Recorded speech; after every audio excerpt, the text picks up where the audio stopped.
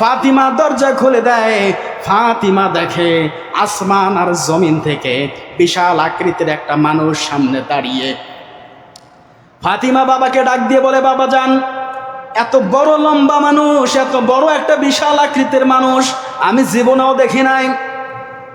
আল্লাহ রসুল বলে, ফাতিমা আসতে দাও, ওটা দুনিয়ার কোনো মানুষ না, ওটা হচ্ছে তোমার বাবাকে এতিম করার জন্য এসেছে।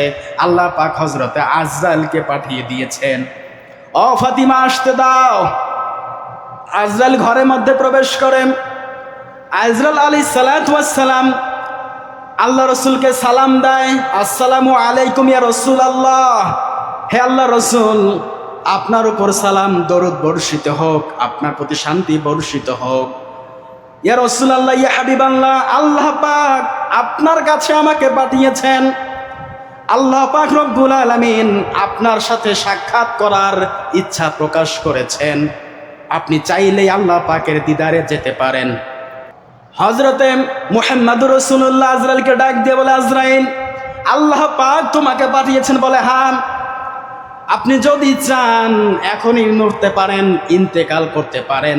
যদি চান আপনাকে আরো সময় দেওয়া হবে, চাইলেই আপনি দুনিয়ার জমিনে আরো শত শত বছর বেঁচে থাকতে পারবেন।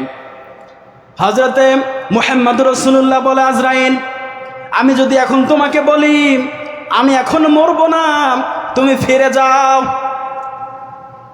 হযরতে আজরাইল আলাইহিস সালাতু ওয়াস সালাম বলে, ইয়া রাসূলুল্লাহ, ইয়া হাবিবাল্লাহ, আল্লাহ পাক যখন আমাকে পাঠিয়েছেন তখন বলেছেন আমার হাবিব যদি ইচ্ছে পোষণ না করে, জান কবজ করতে না দেয়, আজরাইল তুমি সঙ্গে সঙ্গে ফিরে চলে আসবা। বলি আল্লাহু আকবার।